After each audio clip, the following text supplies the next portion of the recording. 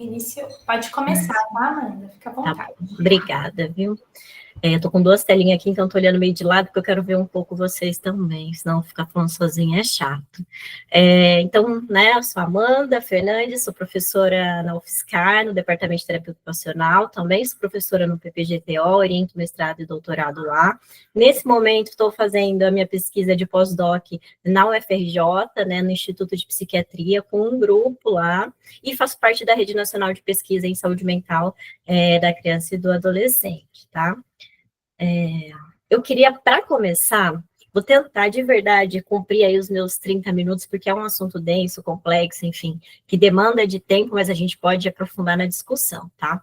Então, eu queria um pouco localizar aí a minha fala, né, de onde eu parto essa discussão. Então, né, queria demarcar que é do campo da saúde mental, meu trabalho todo, minha pesquisa é nesse campo, pensando aí na questão das políticas públicas e no cuidado psicossocial, né?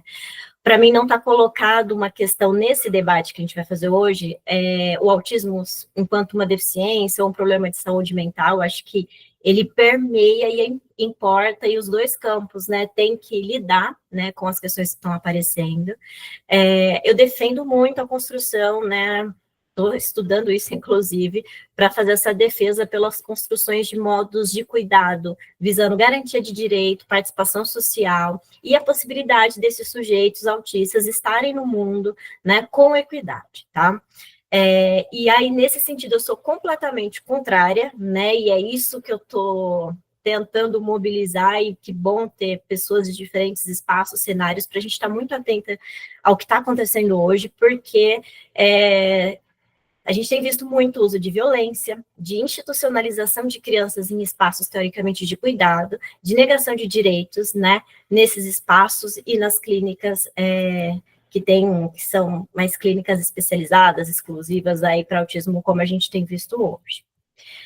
Outras questões que eu queria, né, sinalizar antes de começar, assim, essa análise que eu faço da indústria do autismo, e na verdade é uma referência que chama Complexo Industrial do Autismo, depois eu vou falar sobre isso, ela é bastante complexa, tá? Então, ela é densa, ela tem todo um referencial, um arcabouço por trás, e ela o que tem acontecido é que esse debate, o que está acontecendo no mundo hoje, em diferentes cenários, países, enfim, mais fortemente no Brasil recentemente, né, nos últimos 5 anos, está incidindo fortemente no núcleo da TO, né, acho que por isso importa a gente conversar isso, porque é uma das profissões que tem sido mais impactadas, né, nesse cenário da indústria, tá?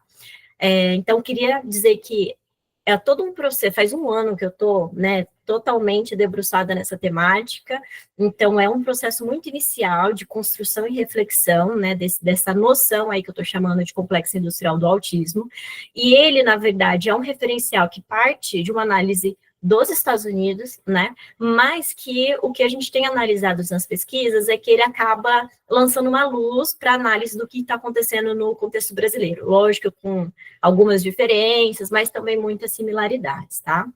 Já adianto, antes que as pessoas briguem comigo, porque eu acho que eu vou mobilizar algumas inquietações, né, algumas discussões e debates, assim, eu não sou contra, de forma alguma, as clínicas, né, as abordagens, as técnicas, pelo contrário, mas sim a forma como a maioria destas tem se utilizado, tem sido, né, colocadas, têm sido aplicadas no contexto de hoje, tá? Então, tem muitas clínicas boas, muitos profissionais bons, qualificados, que fazem terapia ocupacional de uma forma excelente, tem muitos aqui que eu conheço, inclusive, mas, por outro lado, a gente tem visto, a gente tem acompanhado, a gente tem denúncias de clínicas, de formas de intervenção que violam as crianças, violam e negam os direitos e institucionalizam essas crianças, tá?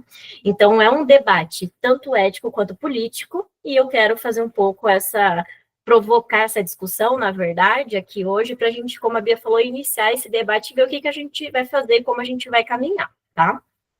Então, trazendo brevemente, né, o que é essa noção desse complexo industrial do autismo, porque a gente ouve muita gente falar, né, indústria do autismo, mas a gente não tem muita ideia de como ela se constitui, como ela, quais são os componentes dela, quais são as referências que estão por trás disso, porque ela tá bem, essa noção está bem constituída, né, pela autora que eu tenho, né, utilizado e adotado, tá? Que é a Alicia Broderick, tá?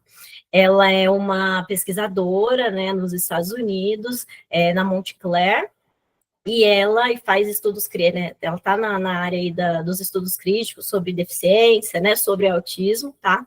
Ela não faz uma compreensão unidirecional do fenômeno do autismo, isso é importante dizer, né? Mas ela faz uma análise a partir do que ela chama de um sistema, né, uma maquinaria aí, entendendo o autismo sobre uma perspectiva neoliberal. Tá? Então, o autismo, que era inicialmente considerado como uma questão de saúde, né? Hoje, saúde, educação, enfim, hoje ele tem sido visto por muitos grupos de interesse, como simplesmente uma oportunidade para o mercado. Nesse sentido, o que seria, né, o complexo industrial do autismo? É um sistema que trabalha para fabricar o autismo como uma mercadoria, transformando tudo que é autista em matéria-prima para a extração do lucro, tá? De lucro. Então, é o corpo de uma criança autista que gera esse complexo industrial bilionário, tá? E é bilionário mesmo, assim, porque a gente não tem dimensão dos recursos e da verba envolvida nisso. Então, a gente tem hoje tanto interesse de investimento público como privado, que vai se beneficiar economicamente aqui, sendo que para a própria sobrevivência fiscal destes, vai depender da existência de corpos autistas. Então, importa a produção de cada vez mais diagnósticos, importa cada vez ter mais autista em jogo, porque eles vão lucrar cada vez mais, tá? Hoje, o que seria o produto, a matéria-prima principal, quando a gente fala tudo que é autista, né? Tudo que é autista, principalmente, é uma criança, né? O que mais lucra, o que mais a indústria lucra, o que mais o mercado lucra é uma criança, né? Como a autora coloca, de 2 anos, tá? É o que mais mobiliza aí grana nesse mercado, tá? Então, mercadoria, produto, seria o autismo e tudo que é autista, como eu acabei de falar. O mercado envolve diferentes setores, que vai desde o tratamento, intervenção, formação, marketing, produtos. E os consumidores são escolas, famílias e todos nós que consumimos só por estar envolvidos aí nessa temática, né? Nesse debate a gente acaba aí sendo consumidor, seja da narrativa, da concepção, ou de outras coisas atreladas a isso, tá? Esses são os principais, eu fiz um recorte, né, mas eu coloquei os principais setores que hoje no Brasil, tá?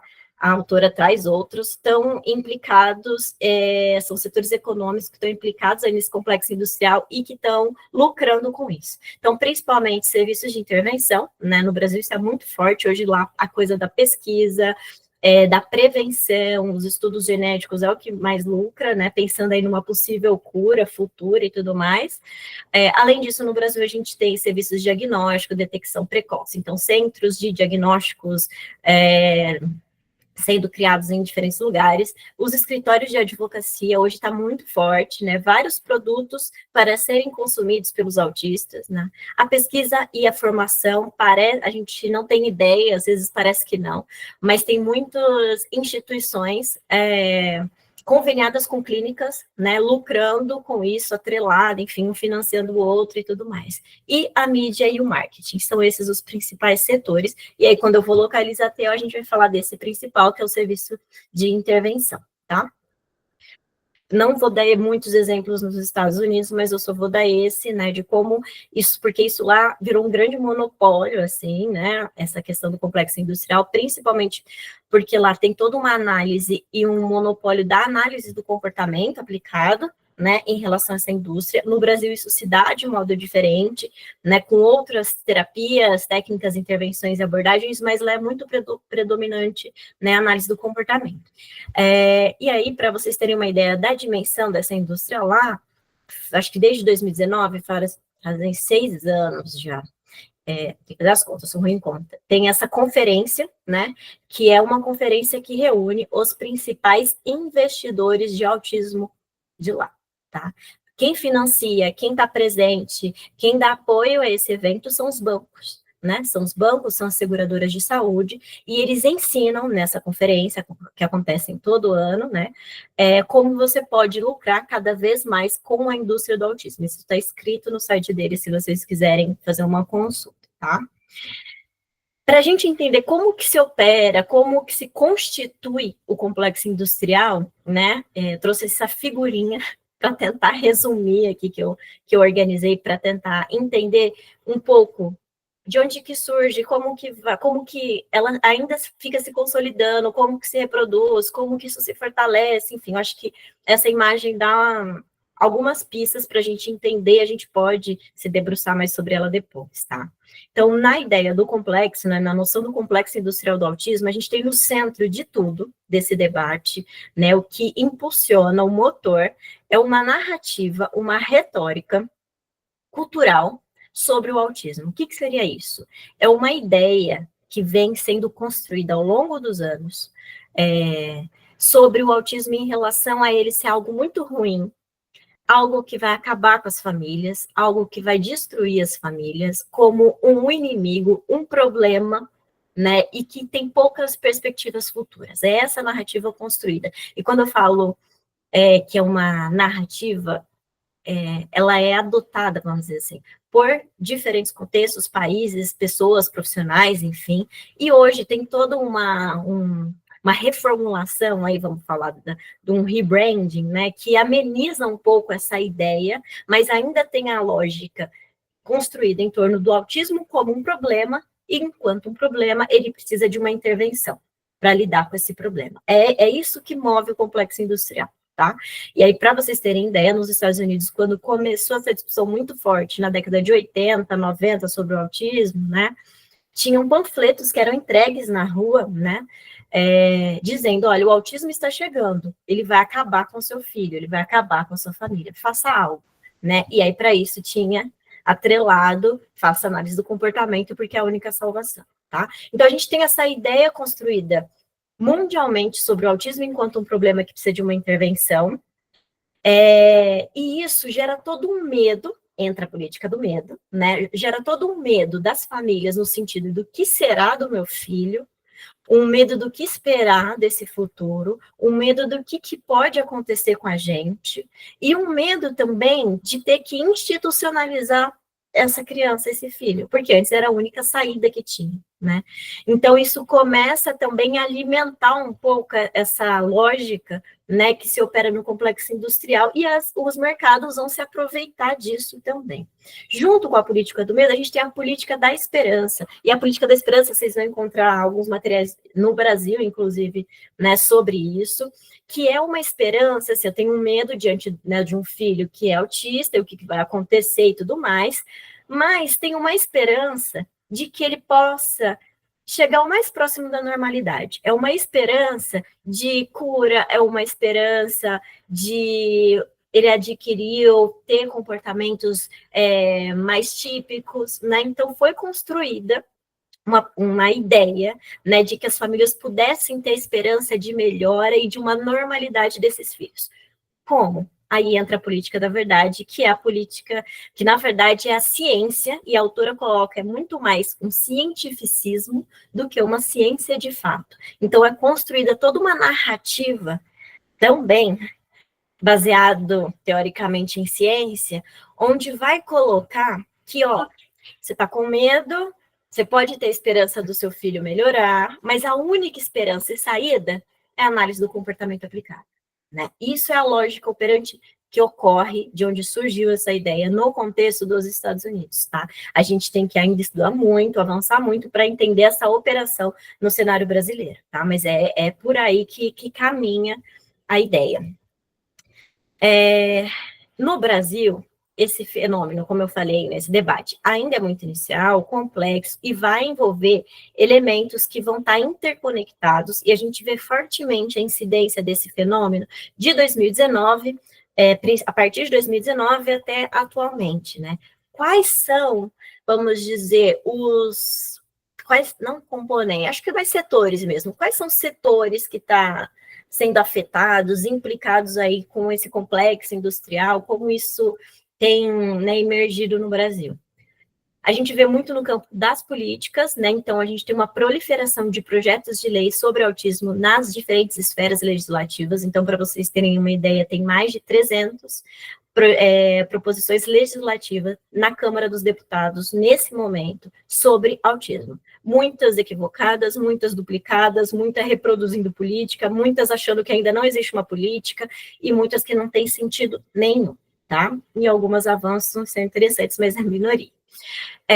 Além disso, a gente tem acompanhado, né, tudo isso faz parte do meu pós-doc, né, acompanhar, fazer um levantamento desses eixos, mas a gente tem acompanhado no Brasil inteiro a construção de serviços públicos e privados especializados e exclusivos para autistas, né, e nesse sentido a gente tem visto o SUS, o governo federal, os estados e os municípios financiando clínicas particulares e financiando clínicas filantrópicas, tá? Então, o dinheiro público, em vez de estar sendo investido, né, no Sistema Único de Saúde, para as pessoas terem acesso e tudo mais, está sendo também investido nesses espaços, e aí tem questões políticas envolvidas, vereadores envolvidos, deputados envolvidos e coisas do tipo, tá?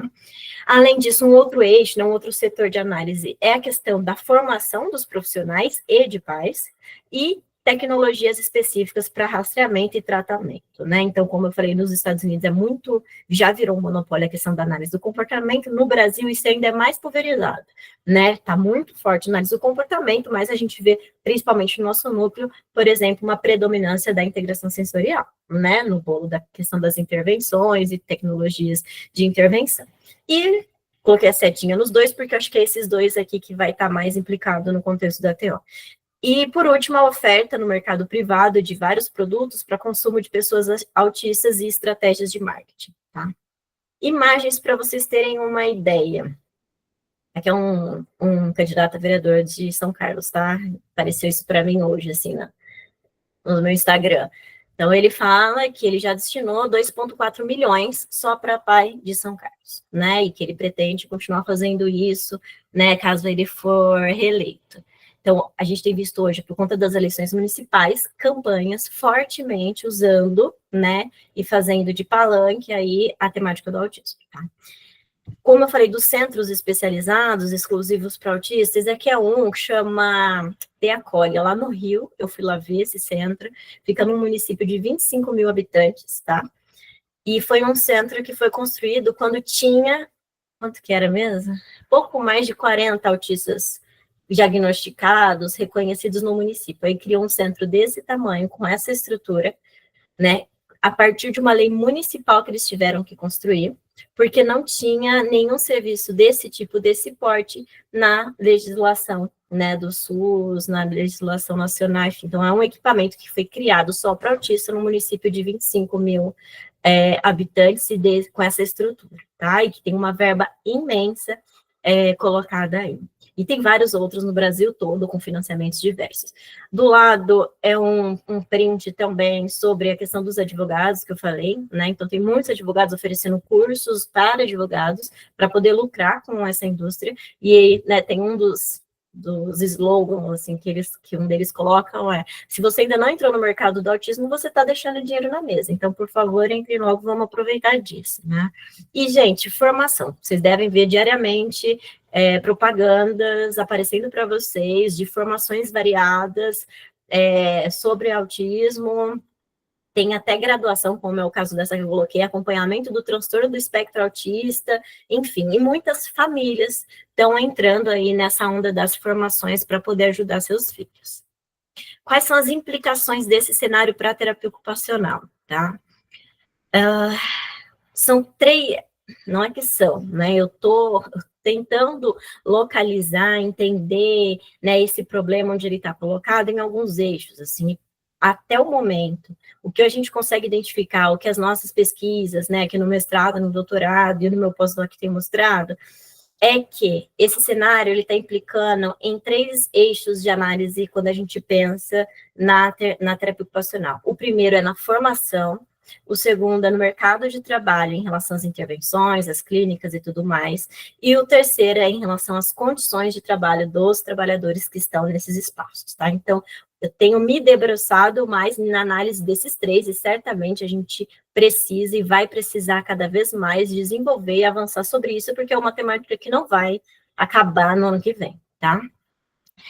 Em relação à formação, Gente, eu devo estar indo extremamente rápido, Bia, então você pode também me dar um toque, tá? Porque eu já sou acelerada e começo a falar, enfim. Em relação à formação, o que a gente tem, o que os nossos levantamentos, nossas pesquisas têm indicando, tá? Primeiro, a abertura de inúmeros cursos pelo Brasil todo, cursos online, não reconhecido pelo MEC, né? E com número de e cursos de graduação, inclusive, tá, gente? Graduação intraocupacional. Com vagas, gente, anuais de 800, 1.300 e 2.000 vagas no ano. Um curso online não reconhecido pelo MEC, tá? Além disso, a gente tem visto uma fragilidade imensa na formação graduada, né? Muitos cursos estão formando técnicos, não estão formando terapeutas ocupacionais. Quando você vai ver a grade, né, curricular, tem integração sensorial 1, 2, 3 e 4, análise do comportamento 1, 2, 3 e 4, e quando você vai ver, você não formou terapeutas ocupacionais, tá? Você formou tecnicista aí nesse sentido. A gente tem visto, né, isso chega muito fortemente para a gente que está na academia, né, entradas de alunos na graduação já com interesse nesse mercado. Então, chega aluno do primeiro ano e pergunta para a gente, quando eu vou poder trabalhar com autismo? Porque eu só entrei para poder me formar e começar a ganhar dinheiro em clínicas atuando com eles, porque é isso que está em alta. Né? Então, quanto antes eu me formar, não dá para puxar mais coisa, porque quanto antes eu me formar, mais rápido eu vou conseguir ganhar dinheiro. Então, a gente tem acompanhado, infelizmente, essas falas, tá? Uma fragilidade também na formação pós-graduada. Como eu falei, tem inúmeros cursos pelo Brasil todo de pós-graduação, cursos de curta, média, longa duração, especialização, o que quer que seja,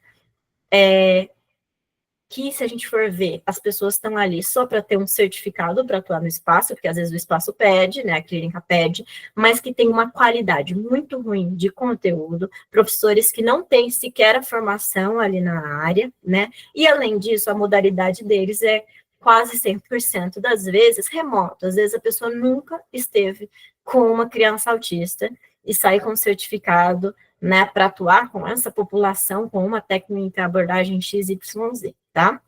Além disso, a gente tem acompanhado o fechamento, isso é histórico, né? Fechamento de residências, aprimoramento, especialização, tá? Ou, no mínimo, importante redução do número de inscritos. Os alunos que estão se formando não têm mais interesse em atuar nesses lugares, né, em continuar essa formação, porque eles ganham muito mais nas clínicas do que nesses espaços como a bolsa, tá? A gente também tem acompanhado alunos envolvidos com estágio, tá? E aí, estágio meio que sem regulamentação e que está fora aí do controle e fiscalização das universidades, porque eles são captados, né, os alunos ali na porta da universidade, a gente recebe e-mails todos os dias dizendo, olha, não tem estagiário para mandar, e aí quando a gente não, né, não faz nenhuma parceria, a gente vê, chega no departamento e tem no mural um folder dizendo, vem trabalhar com a gente, e aí quase todos os nossos alunos hoje estão onde? Nesses estágios, tá? Desde o primeiro ano. Estágio, entre aspas. E aí tem muitos alunos querendo se formar a todo custo, e eu super entendo o contexto que a gente vive, não é fácil se manter, né, numa graduação hoje sem trabalho, né, então, ao meu ver, né, se eu fosse uma aluna, faria todo sentido eu estar nesses espaços diante da condição que a gente vive hoje. Tá? Então, eles estão entrando nesse mercado diante do mundo que a gente vive também, né? Não estou culpando de forma alguma isso, mas estou dizendo que é uma realidade colocada e que a gente precisa trabalhar isso com os nossos alunos, né? A que custa a sua entrada, né? O que você quer, qual que é a sua compreensão de atuação enquanto terapeuta ocupacional, o que esse espaço vai possibilitar. Então, a gente minimamente tem que ter esses debates com os nossos alunos, tá? Deixa eu ver aqui.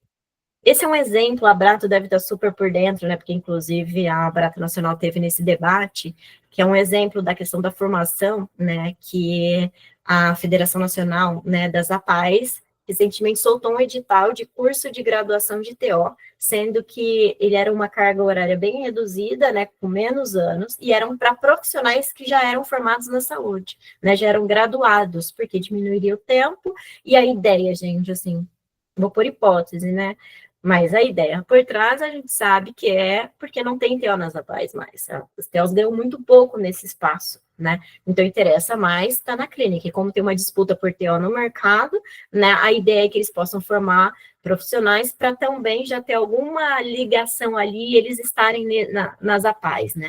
Outra hipótese, quem vai fazer esses cursos? As famílias, né? As mães vão acabar se formando para atuar nas APAES, tá? Mas aí eu não vou entrar muito nesse debate, mas teve essa reunião e o edital foi suspenso, tá? Por enquanto, então está em debate essa questão, tem um grupo de trabalho sobre isso. Que é um outro exemplo, né, que eu falei que tem 2.000 vagas, essa Uniaselv, vocês devem ver outdoor, panfleto, site de coisa na internet o tempo inteiro sobre formações, desde graduação até um monte de coisa sobre isso. Em relação ao mercado, que é o segundo eixo agora, né? Sair da formação, entre na questão do mercado, intervenção em clínica. Então, o que a gente tem visto? Ampla oferta de vagas para terapeutas ocupacionais, então surge vaga todo dia, em todo lugar para TO, né? Nunca teve tanta vaga em aberto para TO, praticamente todas voltadas para atuar com autistas em clínicas, né? A gente tem acompanhado uma disputa entre as clínicas, porque falta, então, profissional, então a gente tem uma rotatividade de profissional nesse espaço, então tem que fica 3 meses, 4 meses, 5 meses na clínica, a outra paga mais, vai para outra, né? Fora as condições de trabalho que a gente vai entrar depois. Então, quando há outros cenários e ofertas, o que é importante dizer? Por exemplo, quando tem concurso público ou vagas em serviços públicos, essas vagas não estão sendo preenchidas e ocupadas, né? Porque interessa mais. Hoje você está numa clínica que você vai ganhar muito mais do que, né, um serviço público paga, tá? Ainda mais esses que estão com OS, enfim, né? Que é outra discussão também em relação às condições de trabalho. A gente tem visto uma expansão das clínicas de forma absurda, né? Em municípios minúsculos, tem redes de clínica atuando, né? Grandes clínicas atuando, assim. E aí muitas já viraram redes, como eu falei, e muita procura, não é por terapeutas ocupacionais, são por técnicas e abordagens, né? Então, contrata terapeuta para atuar com isso, ou contrata terapeuta aba, ou já vi, contrata integrador sensorial, coisas do tipo. Exemplos de folderzinho que eu pego, acompanha, né, as coisas na internet sobre isso. Vocês percebam que tudo está muito articulado nesse mercado, né? Esse primeiro folder que é uma divulgação de uma vaga, eu tampei algumas informações aqui, mas ele oferece, por exemplo, desconto de 60% na segunda graduação ou 70% na mesma empresa que eu falei que dá formação, que é a Uniaselv, né? Que está presente em todos os lugares sobre autismo. Então, a gente tem que ficar muito atento sobre o que está acontecendo. Infelizmente, e a gente precisa colocar isso em pauta, é que os terapeutas ocupacionais estão se reconhecendo pela técnica, né? A gente perdeu totalmente a noção, a concepção, né, do que é a TO, o que a gente faz, como a gente faz, né, os princípios básicos, enfim, e a gente tem se reduzido a eu sou terapeuta alimentar, eu sou integrador sensorial, eu sou analista do comportamento, eu sou terapeuta ABA. Sendo que muitas vezes essas pessoas não têm nenhuma formação do tipo, mas tem mini cursos de finais de semana, coisas do tipo, atua com essa população em um serviço que dá AB, acha que já, né, que aplica e acha que já está fazendo, que é um terapeuta AB, enfim. As intervenções, o que a gente tem notado, né, que as intervenções, como muitas outras coisas no Brasil, elas são muito colonizadas, né, a gente importa tudo que vem de fora, tudo que falam que é bom, tudo que funciona nos outros lugares e traz para a gente, né, e nesse sentido a gente tem desconsiderado os aspectos culturais, sociais, políticos e econômicos da nossa realidade, do nosso país, do contexto em que a gente atua. Né? Então, uma intervenção que custa 50 mil um mês, uma equipe inteira nos Estados Unidos, quem que paga isso aqui no Brasil? Né? E aí a gente vai se colocando no lugar para ofertar, para tentar garantir o que os pais estão pedindo, né? O que o mercado está pedindo, com uma qualidade muito ruim. Né? E aí quem está sujeito a isso são as crianças, os adolescentes e as famílias, né? Então, tá acontecendo barbaridades, né? Então, a gente tem uma compreensão muito reducionista do que é TO e que só atua com autista. Tem gente achando que TO é só para trabalhar com autista, né? E diante dessa falta de profissionais no mercado, estão preenchendo essa lacuna com o quê? Muitos estagiários têm clínica com 10, 15 estagiários, né? Pessoas que não têm formação nem graduada para ser apoio, monitor, acompanhante, alguma coisa do tipo, equipe de apoio, acompanhante, enfim, isso gera o que é uma mão de obra mais barata também para as empresas, né, para as clínicas. Logo, gente, se continuar, minha hipótese também, se continuar nessa direção, não vai precisar de TO, né? Porque se você faz um mini curso, se você pode se abrir alguma brecha nas legislações, enfim, para que você tenha um TO e outros 20 possam te apoiar nisso, já era, né? Os convênios correm um grande risco de fazer isso. E a gente tem acompanhado inúmeras fraudes, enganação das famílias, né? As questões dos convênios aí em pauta e tudo mais, tá? Uma notícia recente, então cresce o número de falsos profissionais tentando se registrar como terapeutas ocupacionais em Minas. Isso também está a rodo em todo lugar, né? Por fim, o último eixo, né, a questão das condições de trabalho, principalmente em relação à precarização do trabalho. Né? Gente, no contexto do capitalismo neoliberal, o mercado como está colocado, né, e a gente achar que está ganhando muito, e está ganhando, né, um valor que jamais a gente teve na história da terapia ocupacional, um aluno saindo com 10, 15 mil, né, em algumas clínicas, isso é muita coisa, né, assim, e muito sem a formação e tudo mais, como eu falei. Mas, atrelado a isso, não tem como achar que você vai estar nas melhores condições, né? Então, a gente tem acompanhado toda uma precarização do trabalho dos terapeutas ocupacionais, que vai desde a questão da organização e estrutura deste trabalho, em relação ao ambiente, local, quantas horas semanais esses terapeutas têm que trabalhar, quantas horas diárias de trabalho, número de crianças atendidas por dia, ou ao mesmo tempo, isso é bem assustador, né? Não tem intervalo para ir ao banheiro, para almoço, para descanso, enfim. E aí, além disso, né, as condições de tipos de contrato e vínculo, a questão da pejotização, né, não tem direitos e benefícios e muitos relatos de assédio aí no local de trabalho, né, implicando, consequentemente, na saúde mental, né, principalmente dos trabalhadores. A Tami, alguns de vocês devem conhecer, a Tami Ricci, não, acho que ela fala Ricci, é uma orientanda minha, né, que é do mestrado, ela já qualificou e tudo mais, acho que vai, né, se der certo, ela vai continuar aí no doutorado, no ano que vem. Ela fez uma pesquisa que pode ser que muitos tenham participado de vocês, né, com, a Tami tá aqui, acabei de ver. Ela fez uma pesquisa com 70 terapeutas ocupacionais do estado de São Paulo, né, e aí 42 desses terapeutas ocupacionais, 60% afirmaram que já sofreram com alguma questão de saúde por conta do trabalho que desenvolve. Né? Dentre esses problemas, a maioria se refere a sofrimento psíquico, como ansiedade, crise de ansiedade, esgotamento, depressão, síndrome do pânico e assim vai.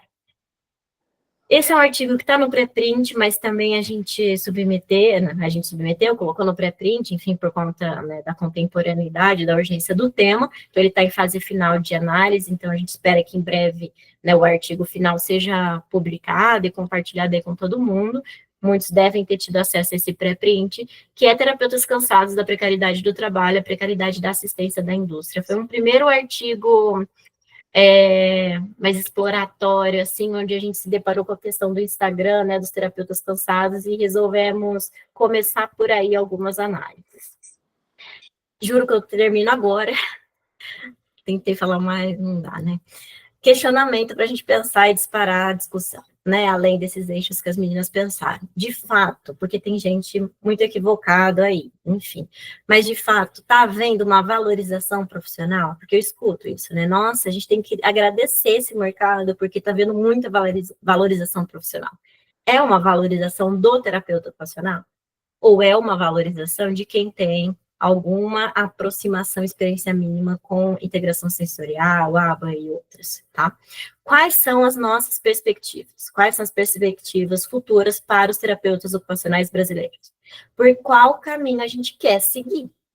E, diante desse cenário, o que a gente vai fazer hoje? E eu acho que esse debate de hoje é justamente nesse sentido, daqui para frente, que providências, o que a gente vai fazer, por onde a gente vai caminhar, né, e tudo mais.